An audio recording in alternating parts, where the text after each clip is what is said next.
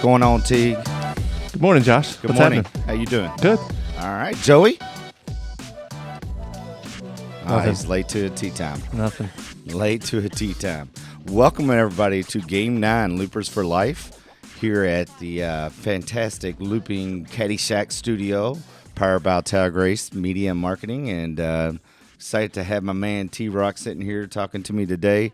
Again, last week, if you weren't paying attention, our fantasy drops were all over the board. I mean, and obviously some call-ins from some major players down in Florida. You know, when you're down in Florida and you're in that scene that the Ridges are in, you know, that Ridge Rock entertainment that extends into marketing, it extends into everything down there. I mean, real estate right now, and that's what Jack's doing, right? Jack's your uncle. Yeah, Jack's killing it in real estate. My cousin Jordan's killing it in real estate. They're down in kind of the Naples area, right? And your cousin Jordan worked at Stream Song Resort, which is one of the great new resorts. Have you played it? I have played it. I was very fortunate to go down there and do a golf trip there, and I have told a couple others that have went down there and played it since I played it, and they have confirmed my theory. It's like playing golf on the moon. It's incredible. It's one of the moon. Explain that. The moon. You're in the middle of Florida. So in the middle of Florida is notorious for what? Swamp. Yeah, and nothing. Yeah, swampland. You just look out and you kind of see it. It's like almost being in Kansas. Yep. You just look forever, but there's swamps. When you get there and you drive through all these little fields, and it's on this sulfurite mine, whatever they used to pull out of that sand right there, and so all these dunes are everywhere, and there's craters here and bunkers there, and fairways that cut through it, and having a Bill Core and Ben Crenshaw design the red, the blue is I believe.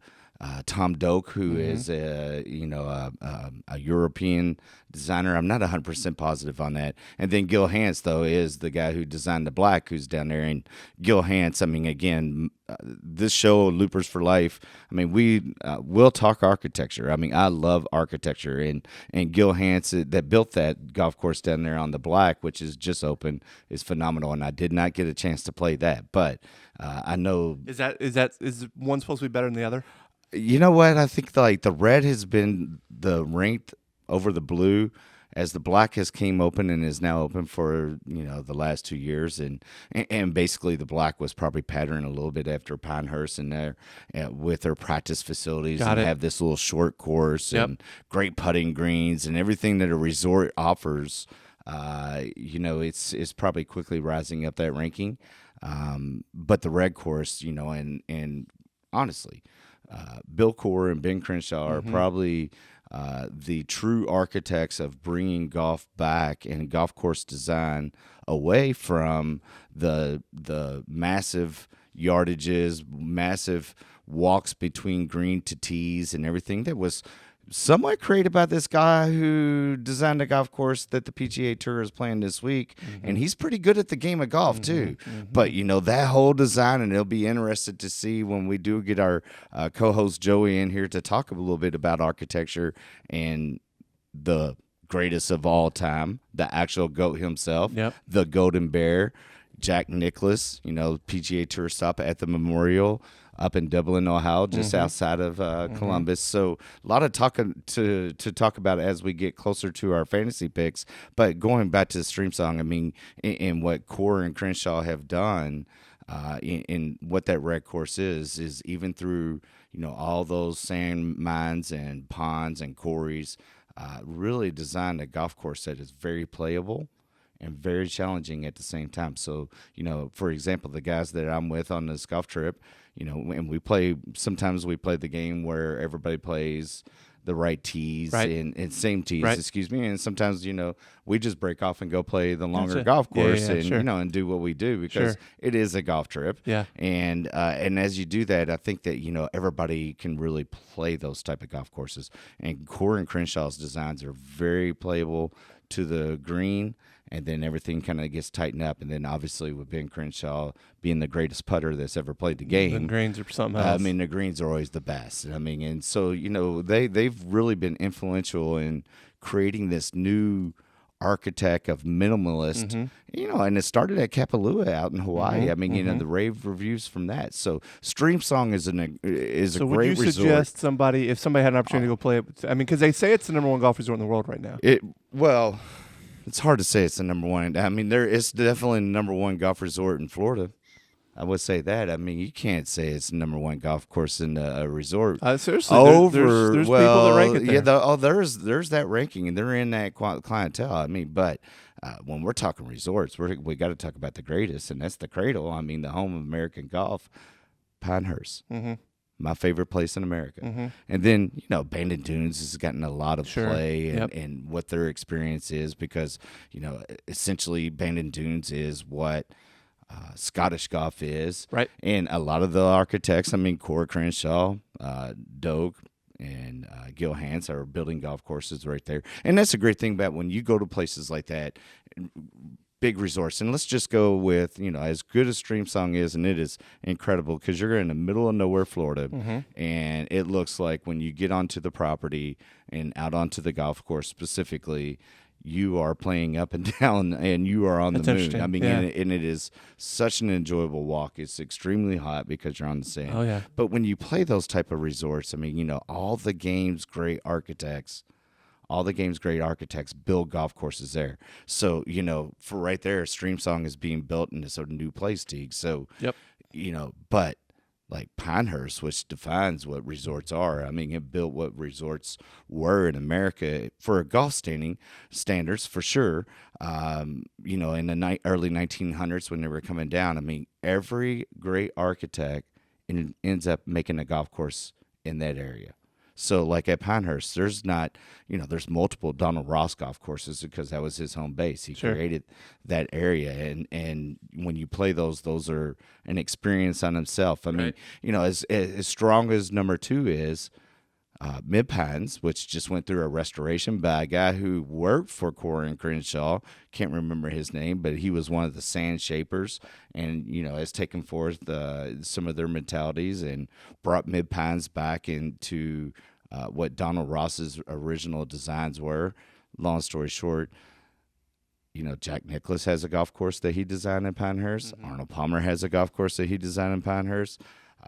I think everybody has one except for Pete Dye. Right.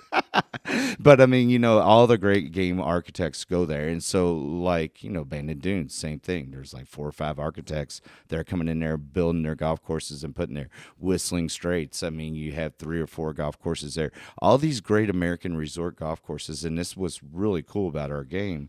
The game of golf is that, you get to go around to these places and you can experience what they play on TV. Yep. But you can also have just a fantastic, trip.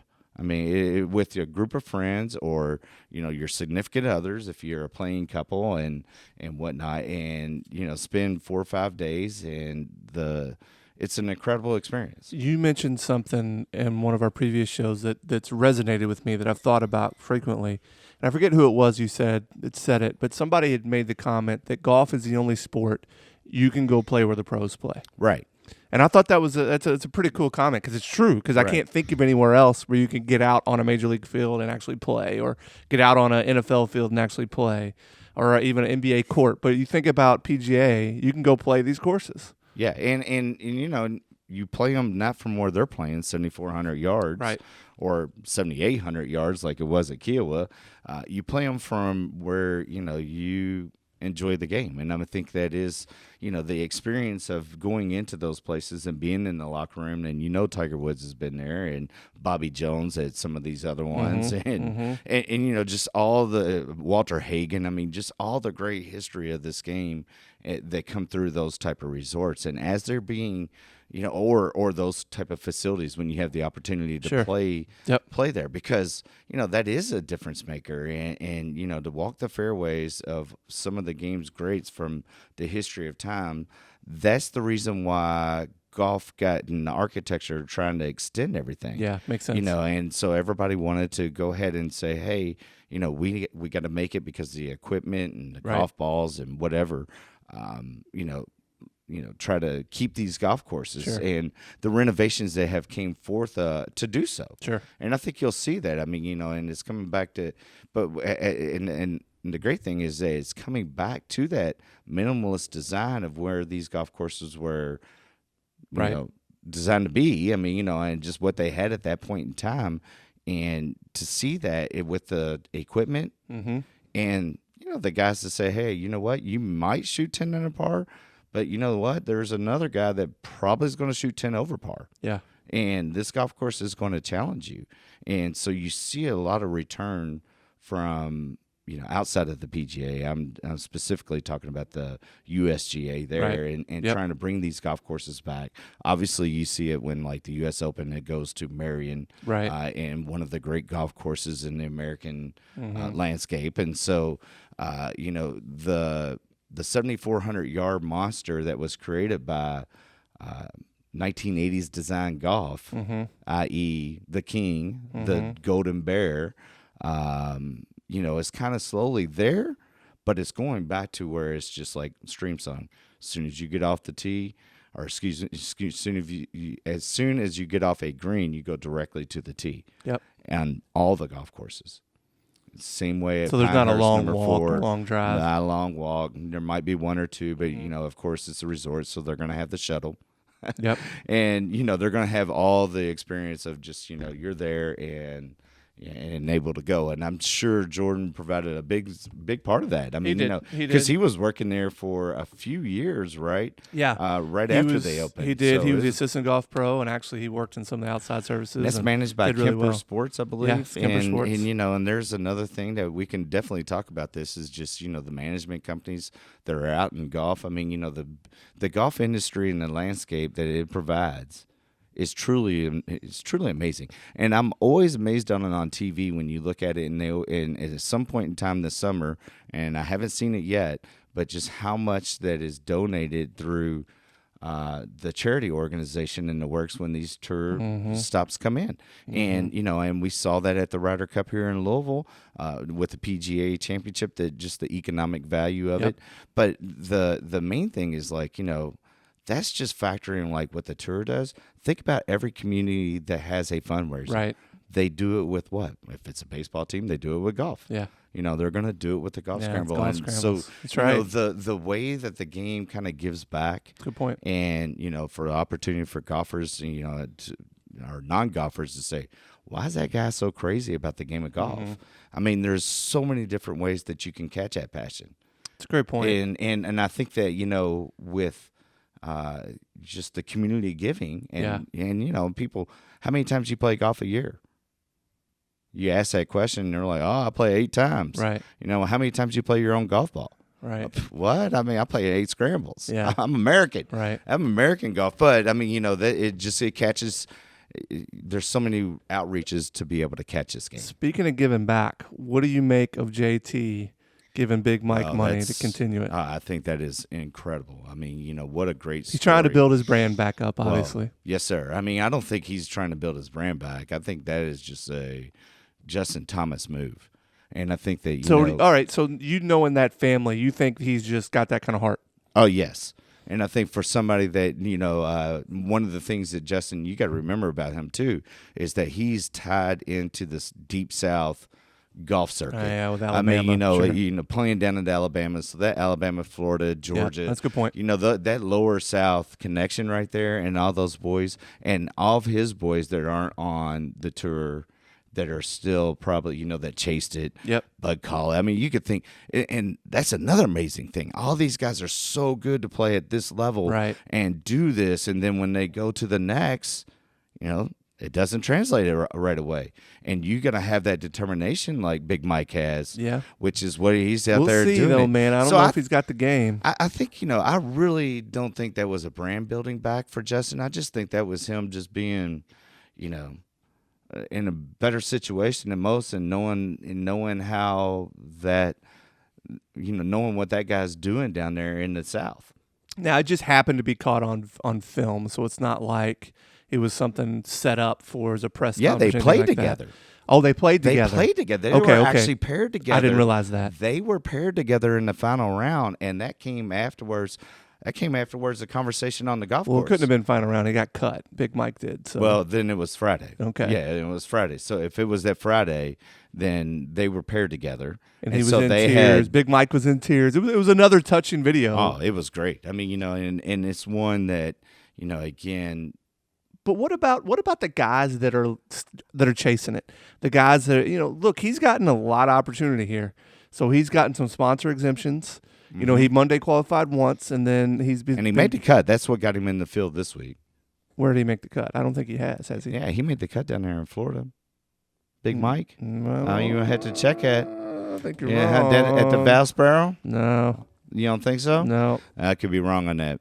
Well, going to your point, I mean, I don't think he's gotten anywhere near the cut, is what I'm getting at. There's a lot of guys chasing it, and he's gotten some opportunity, like 3 or 4 events now, and he's nowhere near it. There's a lot of people like, why is Justin Thomas helping this guy? And these guys. I think because that guy's washing carts. Yeah, right. That's it. There's a lot of guys chasing it that have bankers that are putting them up each and every week, and that's part of the game. Yep.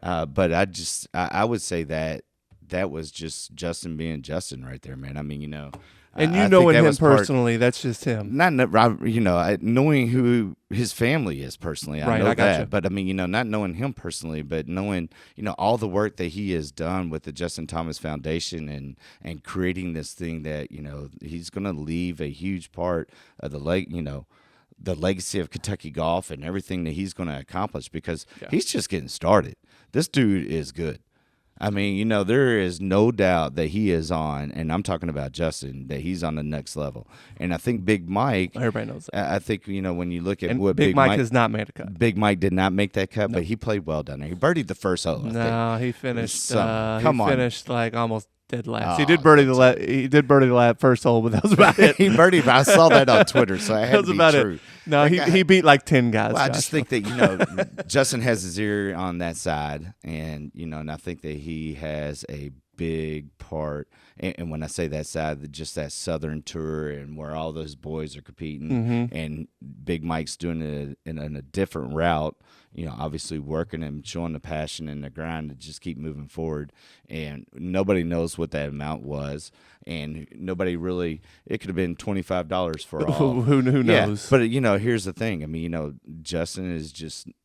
He's just getting his grind on. I mean, and that's and he took a little PR hit and whatnot, but that family and what they have done for the game of golf forever. Yeah. I mean, and that goes to this week. I mean, up at the memorial. I mean, PT, who passed away recently this year. I was fortunate enough to play with PT, which is Mike's dad, longtime club professional in Zanesville, Ohio, which is he was a good player, right? Oh, he was a fantastic player, and he played in the day back when you would play in state opens and have to compete against Sam Snead and Arnold Palmer and all that. And Zanesville, Ohio, is kind of located in the mountains in the eastern part of Ohio, and so real big connection into the Pittsburgh area, and just a great player, and everything that they have done for the game of golf. And Mike, I mean, just speaking of PGA alone, going back to my PGA card, I mean, he's been more PGA than 1% of the golf professionals, and that was before he had a son that played on the PGA Tour. Well, and he was the president of the section PGA president section when I worked for him. He was a national board director. He was. Again, somebody who's been well respected for his teaching abilities way before, Justin Thomas, and and he's just been a long time, great promoter of the game of golf. Not only here in Kentucky, but actually nationally too. Let me ask you another question before you get on to your next topic. So I was in Orlando this past weekend. I was talking to a guy that was a big golfer, and his thing is to take golf trips. And when I told him I was from Louisville, he said Valhalla, and I was like, yeah. He said, is it worth a trip? He goes, no, obviously I've got to be able to get on and everything else. He goes, but if I had the opportunity to play Valhalla, should I do it?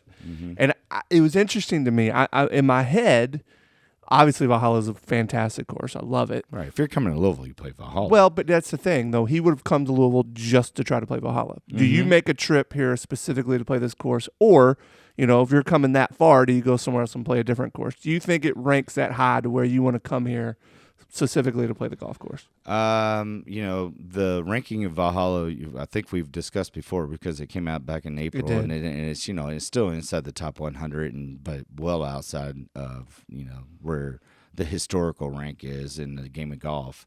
With the tournaments that are played. Without a doubt. But, it just depends on what you're looking for. I mean, if you want to come to this city and experience Valhalla and then go on a bourbon tasting and then, I'm with you. Sit downtown in the 502 district. I mean, heck yeah. That's how you make it work. Now, I mean, if you're going somewhere with and you could do that, you could probably do a great golf trip in the city of Louisville. Something that, that's a great question, Teague. And I mean, Joey would probably have some things to say about that too.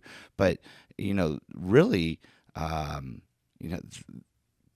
Louisville, Kentucky has great golf courses and has nobody that really wants to package all those things together. Yeah. And, and they could just do it at the Metro Parks level with, the big four. I mean, Shawnee, Seneca, Iroquois, and Ventnor. And I think that, if you had those to where people would want to come down and play and, some stay and play packages and be downtown, I think all the amenities of the Omni and all the new hotels that are being built down there as Louisville revitalizes post-pandemic.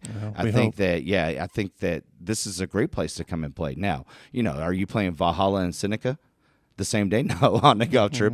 So when you come down here and you're going to play Valhalla, you got to pair that with something, and it's going to require some work of getting on. Yeah, probably not as hard to get on Valhalla. Right. They're all private. They're all private. All the good ones are private. I mean, what do you throw in a Neville Mead or something like that? But not with a Valhalla. Or that's what I'm saying. I like Neville Mead. Well, I'm saying, what's your best public course? Heritage Hills, Neville Mead. I mean, what are you going to? Yeah, I agree. But I would take Seneca or Ventnor. Or are you going to go to Victoria National and do a golf trip? Well, you could pair those two together for sure. Or you can compare. I mean, coming in and playing Valhalla and then going to French Lick and playing the Ross and the Dak course or Old Stone. I mean, I would say that would be a pretty good one. Yeah. And I think that yes, I would definitely come in just to be able to play it. And that guy's probably looking to say, hey, you know what? I could play the top 100 in the world. And they want to be able to knock out the top 100 or the top 100 in America or whatnot. Joey, are you there? Yeah, I'm here. Oh, look at that! Oh, there he is. First call-in guest. This is an exciting time for Loopers for Life. This is the first time that we've had a call-in guest. I would like to welcome everybody to today's broadcast. This is Joey Sears, our co-host, calling in from a Krispy Kreme somewhere. Yep. Joey? I'm getting a prostate exam. Oh, hey, that's right. That's right. Hopefully with some gloves on there. You doing it or somebody else doing it? I'm giving it to myself. Oh, you're giving it to yourself. Nice. Oh, my gosh. That is nice. More info than we needed, Joey. Hey, we were just talking about kind of golf trips and whether or not you would make a specific trip to come play Valhalla. Let's say you could go play any course. Do you come play Valhalla just because? Yeah, I would if I was from out of town. I've never played it. Yeah. Oh, yeah. I mean, what do you pair with Valhalla as you come in? You're that guy that can play Valhalla. What do you pair with Valhalla in the Louisville area? What do I compare? Yeah, to well, no, pair. Like you're going to play you're going to play 2 or 3 days. We were talking about golf resorts, and now we've slowly just morphed into Louisville, Kentucky needs a golf resort. Yeah. I mean, what do I pair with Valhalla? I'm going to drive up and play the Ross course in French Lick. Yeah, that's what I said. That's what I just said right there. If it's just something in Louisville, I'm going to go to Chariot, Belterra, probably. I didn't even think about Chariot Run. Neville Mead, Belterra. You're not putting in Seneca and Heritage. You're not putting in Seneca and Ventnor. only if I can start on hole number 2. Oh, that's right. 2 and finish. You would like to finish on number 1, wouldn't you? Yeah. So hey, we were also just talking. I mean, and kind of going back to a little bit. Any great golf resorts that you've ever played? I mean, or that you've ever caddied on, Joey, and looped on as you've made your way through America in life? Actually, no. I think the only resort I've ever actually done any looping on was French Lick. But I've looped at several, pretty exclusive private clubs, but Have you no ever been resort. on a golf trip to a major resort? No, but I'm telling you what, I've been around a bunch of people who have been on golf trips, and everybody tells me that you need to play Arcadia Bluffs I've heard up that. in Michigan. Yeah, I mean, and Michigan is a great That's golf. interesting. Well, Michigan Yeah. and the game of golf up there. I mean, it's forever been big. And not only is there Acadia Bluffs. I mean, the Whistling Straits. We've kind of Yeah. hit on that. Black Wolf Run is one of them where they had the U.S. Amateur up there. There's a place called. The Thoroughbred Club, which is a tremendous Arthur Hills design golf courses up there. Had some members that played it all the time over at Oxmoor that would come back and tell me about it. So the Shavers. Oh, really? Yeah. What's the oldest one? Was it Tom? Rob? Rob. Yes. I think it was I mean, Rob the Schaefer. Yeah. I get a lot of. There's a great Rob Schaefer story there, Yeah. Josh. Well, I Oh, mean, I we had remember a some- guest story. Yeah. Don't want to tell that. It was Joe. Don't want to tell that But one. I know a lot of people who've played resort golf and done golf trips with their buddies. Obviously, I'm not one of them because my buddies can't put up with me longer than a day or two. So the places I always get are Bandon Dunes, obviously Stream Song, Yeah. Arcadia Bluffs, Kohler, Whistling Straits up in Kohler. But I've talked to a lot of guys lately who've went out and played that place that's owned by the guy that owns Bass Pro Shops. What is out in Arkansas. Yeah, the Ozarks. Yeah. Out Rock in on the Missouri. top. Yeah, Rock on the top. in Missouri, Yes. in the Ozarks, wherever it's at. But it's pretty pricey. But everybody's told me the best bet is Arcadia Bluffs on price because their rates don't raise until after June, and I think it's only like 150 maybe with $75 replays. Yeah. Compared to Whistling And Straits. that's a pretty incredible golf course on all the pictures I've seen, and I've had a couple of people that have caddied. Actually, a couple of the Bellarmine players went up there because one of them caddied a summer up there. So I've seen some of those pictures of the golf course. It is really, like they'll play in the golf course. So what it looked like. So better than the thing. One of the you kind of talk about all those great things, and we talked about Stream Song. What have you heard about Stream Song? I was actually going to caddy there a couple years ago, but the problem was I couldn't find anywhere to live, and it's in the middle of nowhere. So when I was down in Sarasota, I drove up to Stream Song to just kind of go see if I could maybe loop for a couple of days. It was a pretty good trip from Bradenton, Sarasota area, Lakewood Ranch area up there. But Stream Song doesn't. I mean, it looks like it's on the moon. It doesn't even look like That's it's so in crazy, Joey. That's exactly what Josh said to start the podcast. Did you hear our podcast already? We haven't even put this out. I mean, that is hilarious. Yeah, I mean, and I have told many people that, and that's what they come back and say, "Yeah, man, you're right, Josh. That's hilarious." Because it is in the middle of nowhere, and it is such a good resort. And Jordan, one of our power plays on fantasy picks, they're coming in from the block for old cousin T over here, kind of pulls them together. So, all right, I got one more. I'm going to see if you guys have ever heard of. They're actually a client of mine. Have you heard of Rich Harvest Farms? It's right outside of Chicago. Yes. I have a couple friends that played there. Yes. Is that the place that has the bridge that goes under the behind the green? Yeah. So it's outside of Chicago. There's only 35 members, and they keep it that way on purpose. Right. A guy named Jerry Rich designed it. He owns it. Yeah. Pretty incredible place. Yeah, but see, that place isn't a resort. It's not a resort. No. I'm just saying it's like a hidden gem. Well, there's, and that's the other thing that's going on right now is there's a lot of like little hidden gems. There's a place called Purcell Farms, which is in Birmingham, Alabama, and it's basically the guy that is the Jacobson. He owns the Jacobson lawnmowers and all that, and basically built him a 27-hole. Yep. But it's more of a stay and play. This is not it's a private thing, but they have cottages, and it is. I had a kid who I taught went down there with his family, and I mean they went and shot shotguns, went on ATV rides and played. Gotcha. So it's more 27 golf, holes too. of golf. Yeah, I mean so all these places that are out, and how we kind of got talking about this, Joey, just to pull it back is the ability to play the game of golf to where all the historic players have played in the past. And how cool is that? I mean, what other sport, as we said, what other sport can you go out and you can compete where the pros compete, but not only just the pros that you're watching on TV, but all the historic pros that have played there in the past. Oh, yeah. Well, that's what I love so much about the Ross course. The place never gets old to me because it's like going up there and playing the Ross course in French Lick is like you are stepping back in time. They had the PGA there in 24, 25, whatever year it was that Walter Hagen won. There's pictures hanging up of the old pro shop or the old clubhouse before it burned down with all the guys that played in the tournament. And you're out there and you've got these bunkers that, Ross designed.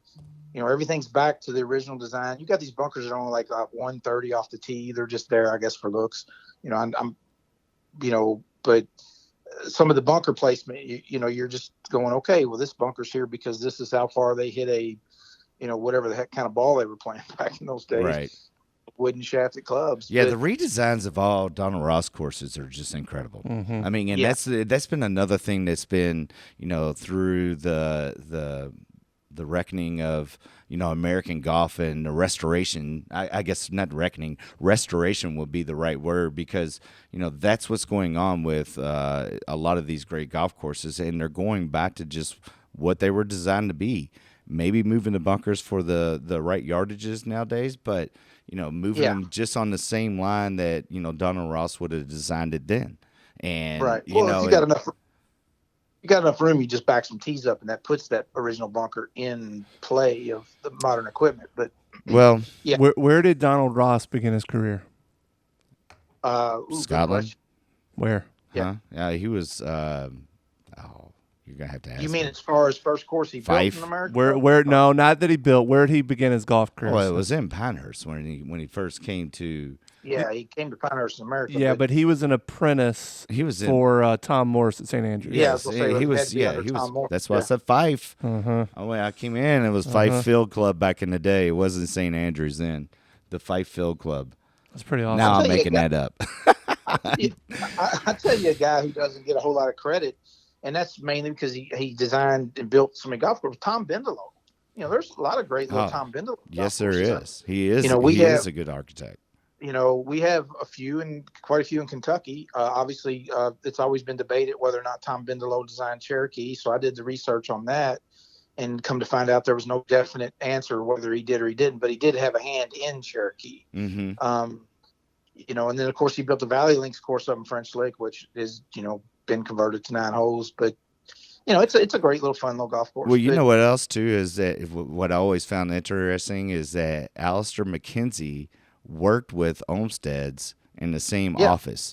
And so think about that. His McKenzie Design, who designed Augusta National and Cypress, and he was in the same office as Olmsted was in New York as they were planning and laying out all these city parks and open space.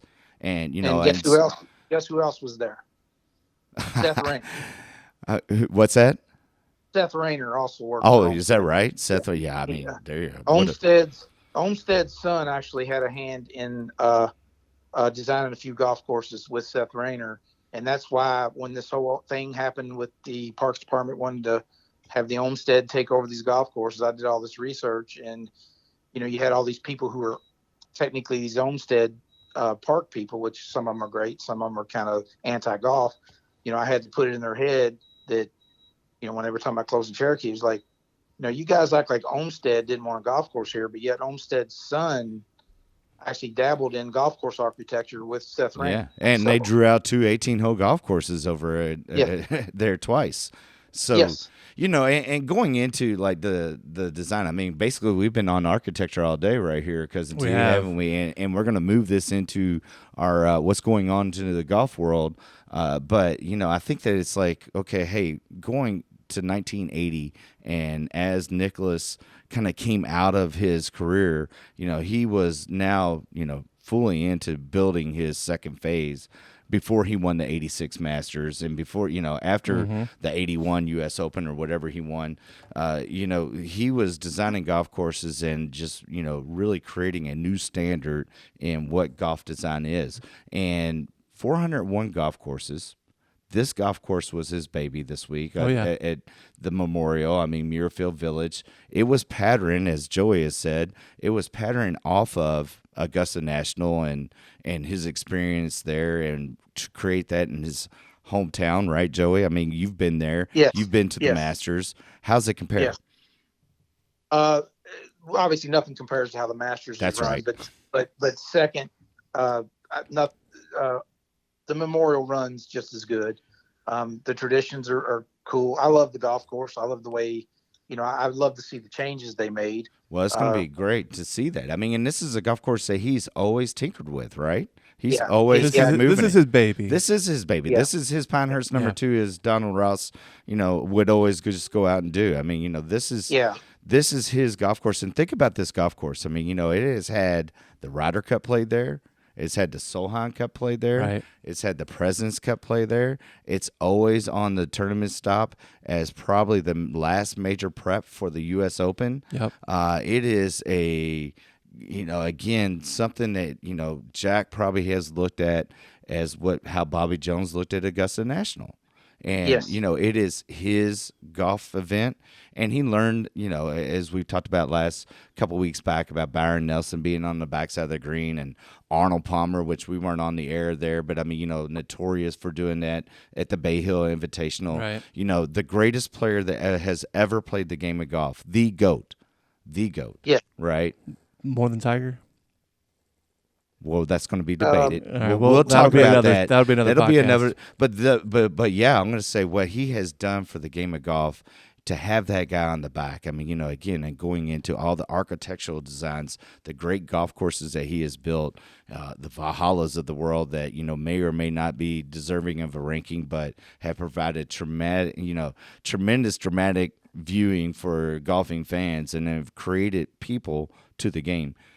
There's been nobody that's done it better than Jack. I agree with that. I mean, and I would say the Muirfield is probably one of the best golf courses in America. Wouldn't you, Joey? Yeah. Yes. I mean, obviously I haven't played it. I've been on it. I think the property is absolutely beautiful. A lot of people don't know that Jack went broke building Muirfield. Well, he didn't go broke. I mean, he put himself into quite a bit of debt. I think it was like $12 million in debt building it. I'm not broke, obviously. Was this during his playing days? Yeah. He built it in 75. What year did he build that? 75 somewhere. Yeah. I'm not Really? I was in the mid 70s when he kind of got it. And it's interesting when you look at Jack's career. I mean, we all know about 18 career majors, 6 of them in the Masters, 5 of them in the PGA, 4 United States Opens, 3 Open champions, 2 U.S. amateurs, I believe, that he won. Also, too, though, when you look at it and everything that he has accomplished, he was PGA Player of the Year for he had almost like a whole decade. But the decade that where he struggled, it was like 71 through 73 or 60. It was 69 through 72. And the year after his dad passed away was when Right. he started actually competing again and getting serious with it. It was the 75 he won the Masters, which is probably, in my opinion, I think the 86 Masters is great. Obviously, the Masters that Tiger won, but I think one of the best Masters you will ever watch on YouTube on the Masters channel is 1975 Masters. It's awesome. Yeah. But let me ask you this question, since you've played Jack Nicklaus golf course, obviously with us playing Valhalla probably more than half the people in the city of Louisville. Are you a fan of Jack Nicklaus design golf courses? I mean, they do seem to cater to high cut shots. I mean, Jack played a high cut. I was a slap slicer as a caddy my whole life. Yeah. So yeah, I was Slap slicer. I slice like that thing right around. But let's go. You know what? I mean, that's a great question. And having played some of the other ones that are around, and you see just kind of how he adapts. He adapts to. I've been fortunate enough to play Cabo del Sol, which is in Baja California, down in Mexico, right on the ocean, and two of the finest finishing holes I've ever played. Pinehurst number 9 used to be called Pinehurst National. I played there. I like Nicklaus courses. I think that he makes them, and he made them tough for sure. He made them design his kind of his shot shape and what he did. But at that point in time, the game of golf was played through the air, and the ball was just going incredible. And and he's adapted. And then like this week, one of the things in reading about what he's done at Muirfield Village is he's made it more member friendly. And so it's wider fairways, narrowing in, repositioning of the bunkers, kind of a little redesign of the greens.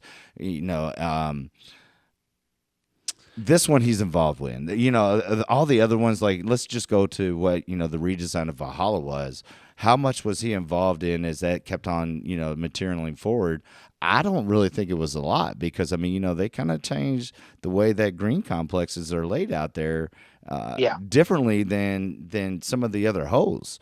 I'm thinking of 6, 8, 16. They're just totally kind of just randomly designed. And now, is that his design now? I don't know. I haven't played one of his recent ones, but not the way that he designed Valhalla and 9 and Cabo del Sol. Let me ask y'all this.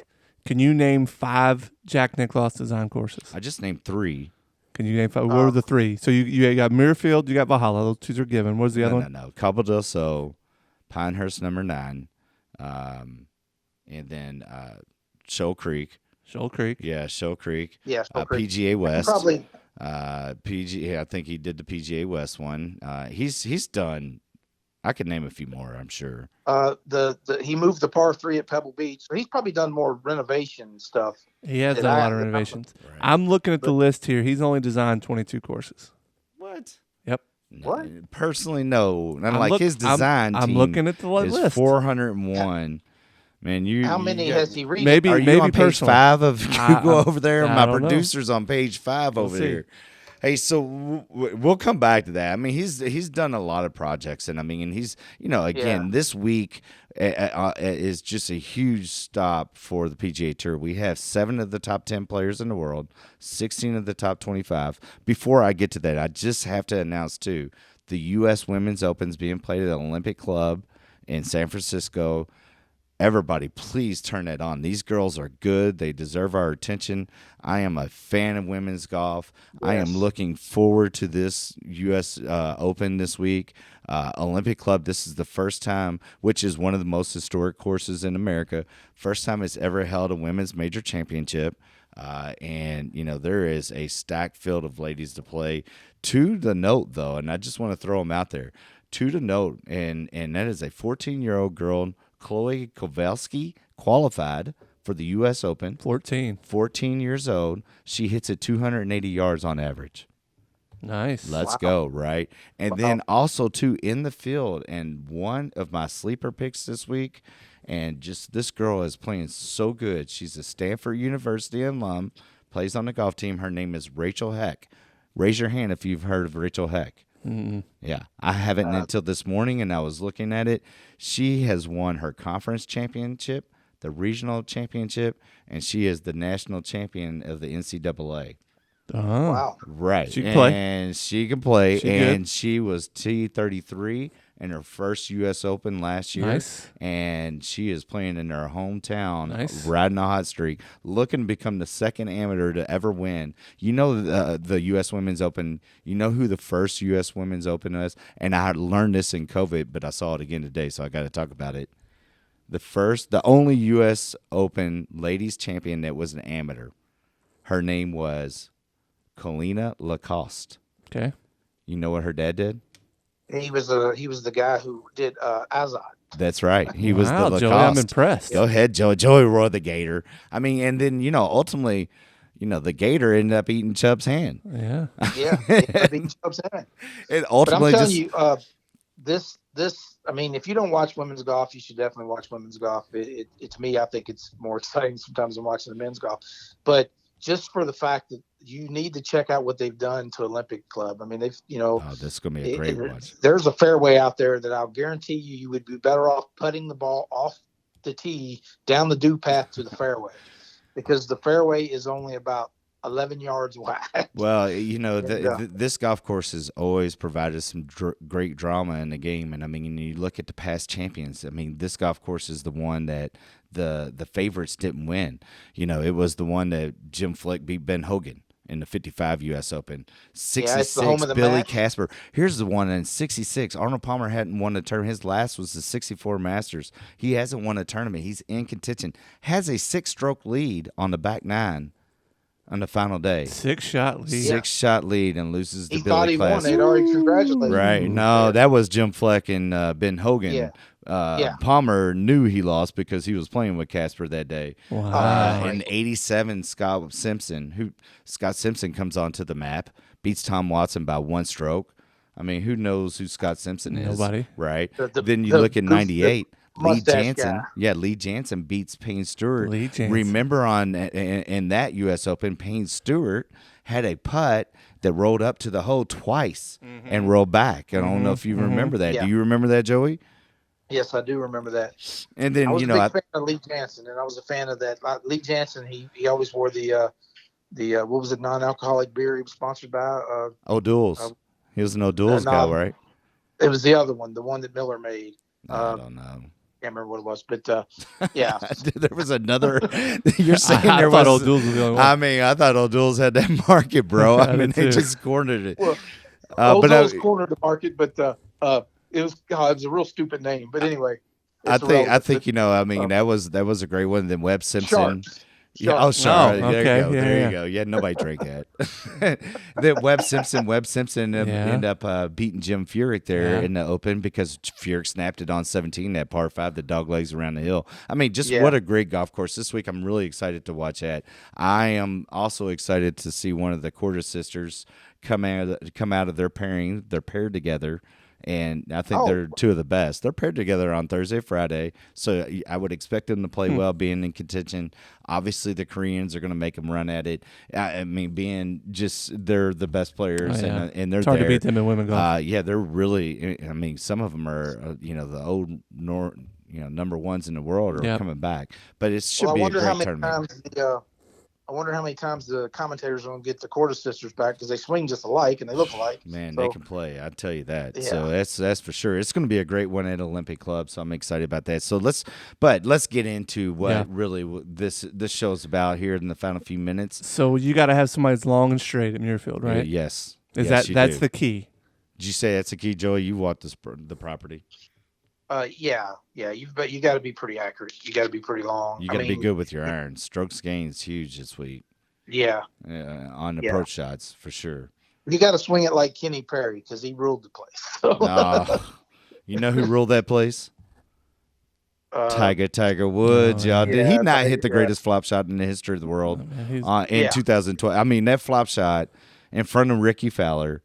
The greatest flop shot. I mean, just think about that. We'll get into this, but that's your real GOAT right there. It's Tiger Woods. Oh, is that what you're saying? Mm-hmm. I mean, how many major championships does he have? We'll have this debate. Does he have 15? We'll have this debate. Oh, yeah. This debate's coming up here pretty soon, I have to say. Yeah, we definitely need to have that debate. Well, I'm going to just say this, that, there's a lot of players that have played well here historically, and that trend is going to be something that you will see moving forward. Yep. Now, you're going to get a new golf course, but it's going to have the same feel. It's Jack Nicklaus's golf course. Like I said earlier, 6 out of the top 10 players in the world, 7 out of the top 10 players in the world, 16 of the top 25 are in the field. That's going to make for an exciting event. And, you have the guys like John Rahm, who's our defending champion. And if you remember, the week following, they hosted the week before, they hosted a tournament that Colin Morikawa won. His first win, beat Justin Thomas in that playoff. And then they had, 2 weeks back-to-back last year that these pros competed on. New look, but a lot of these guys play well here, Joey. Who you taking, Josh? We'll let Joey go first. All right, Joey, you go. Okay. All right. Here's what I got. This is just an 3 off-the-wall picks. Like I always do. Sometimes I get lucky and they make the cut. Sometimes, like last week, 2 of them play like dogs. First, I want to give a shout-out to John Augustine for playing well, a Kentucky boy from Owensboro playing well in the last tournament. But in the court, so my picks, right? No, he played on the PGA Tour, made the cut in the tournament last week. So. But there you go. Heck yeah. Good throw out. He's on the good shout out. He actually I was actually thinking about picking him last week, but I say that all the time. But so here's my picks. My picks are Ricky Fowler, Chris Kirk, and Brendan Todd. So you're going to get these guys for cheap. So I'd like to see Ricky start doing well again. Well, he's starting to come back. He's starting to get his form back. He's getting in form. Well, he's historically played at this golf course. He's historically good family, here. He's very close with the Nicklaus family, So he's going to be comfortable playing there. Barbara loves him. I think Ricky's going to play well. Whether or not he's going to win, I think he'll finish in the top 15. Pick. I like him. I have him on my sheet keyed. Brendan Todd's a good pick too. Yeah. So if you're going to pick DraftKings fantasy golf or whatever you use to do fantasy golf, I think you can put these three guys and then just key some, kind of like last week where you just key Jordan Spieth up at the top. Key somebody that. Who would you key? I mean, let's hear your key. You got to give us, and I think that's probably the best way that we play this. I'm going to key. Yeah. I'm going to key Gary Woodland. Oh, okay, that's a good one. Good pick. Yeah, You're riding that. He's riding that cousin T. Yep, that's that Woodland one. pick. I mean, he's been playing hot. He's been right in contention. He's a long ball hitter. He's a high ball hitter. I mean, he's the type of guy that's going to play this golf course good, for sure. Yeah, because you have to hit the ball high at the Nicklaus course. You know, so. And I don't know if Dustin's playing, but Dustin probably has the perfect game for this. I haven't looked to see if he's in the field, but I'm not sure. Hey, Joey, you said a Nicklaus course. Do you know who Nicklaus kind of got his tutorage under when he got into the golf course design business? Ooh, good question. It's on the tip of my tongue, but it would be Pete Dye. Pete Dye, buddy. Harbortown Golf Links. You give me with those Pete Dye every week. I can't believe you didn't know that. I mean, Nicklaus Design Golf Course. I like to try to forget about the guy. There you go. As you're walking the fairways every day over there at French Lick. Love the guy. One of the greatest guys you will ever meet. It's just his golf course is mentally where you at. DJ is not playing this week. DJ is not in the field. All right. Well, cousin T, tell me what you got from the old. I'm going to probably steal all your picks as I'm doing each week here. All right, so here's your long shot, Kyle Stanley. Kyle Stanley is long and straight, and typically when it comes from strokes gained from tee to green, he is always up at the top. So I think you got to put Kyle Stanley in your teams. He's going to make the cut. This is coming from my cousin Jordan, who made $8,000 this past weekend. Former employee of Stream Song Resort. Yeah, Jordan is the absolute man when it comes to fantasy golf. He loves Tony Finau this week. We're gonna have to have Jordan call in. We need to have Jordan call in because he's a savant with this stuff. He loves Tony Finau. Tony Finau was the 36-hole leader last year, but finished tied 8th. He had a tough Sunday, long and straight. Tony Finau is probably who you key. And then I like my Canadian. Corey Connors has been up there every week. I tipped you guys off on Corey Connors a few weeks ago, and he's been there pretty consistently. And then the last one, this one's kind of, we just mentioned him. I think Morikawa is going to have a good week as well. That's good picks. No, good picks. Yeah, I mean, those are good picks. I think Morikawa has been playing. I mean, kind of getting his form back from the PGA Championship. Proved it last week. Was up on the top of the leaderboard at Colonial. Definitely in form. And obviously Connors. I mean, he's solid, man. Dude, that dude's been balling. He's solid. I mean, and the Canadian Golf Federation. I mean, I had to just shout out to Canada. Canada. I mean, they do it up there. I mean, and they are very TPI oriented. Yep. A lot of great instructors are out of there. A lot of the golf biomechanics and and all the science. But really, what they do is they train hard. It's interesting. You think about Canada golf. You think Mike Weir, but I mean, it's. I think Mo Norman.